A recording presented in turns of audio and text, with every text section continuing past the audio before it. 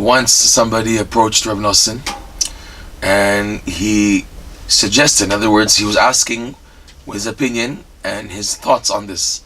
The man felt that because there's so many distracting thoughts during the davening, that it would be better to daven fast. That way a person won't get bogged down by the distracting thoughts. So daven quickly and be able to grab while going super quick, good thoughts in the davening. That's what he thought. And he presented this to Rav Nosson to hear his thoughts on that.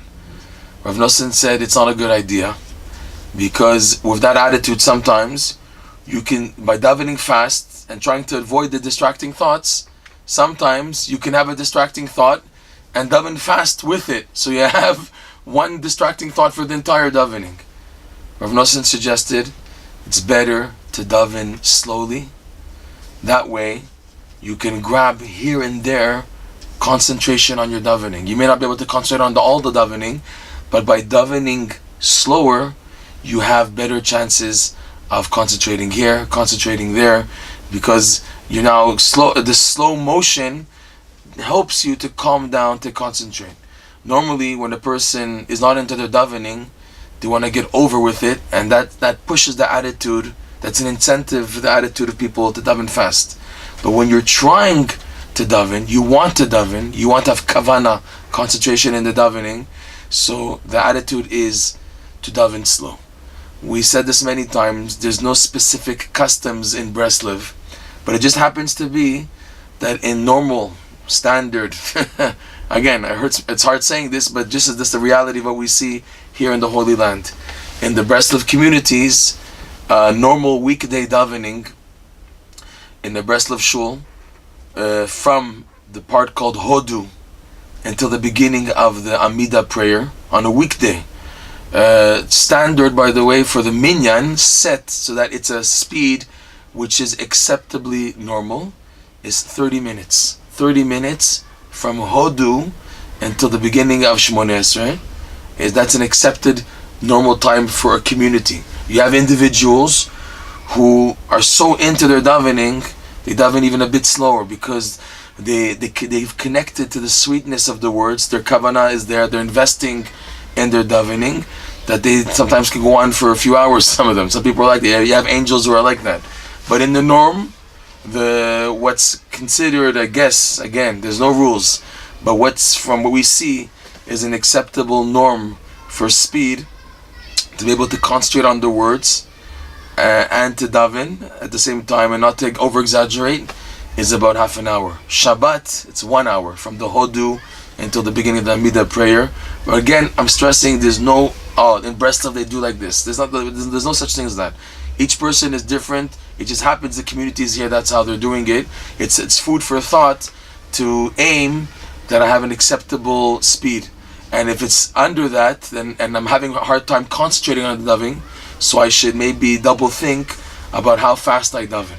And it's something really amazing, is that it's true. The slower you daven, the more you can invest in the concentration of the words. Because normally a person is davening too fast that he doesn't have time to concentrate on what he's saying. So it is an amazing advice for someone who wants to, and the halacha says, and Rabbi Nachman stresses, you should put your effort into davening. Put effort. Once Rabbi Nachman, he mocked his followers.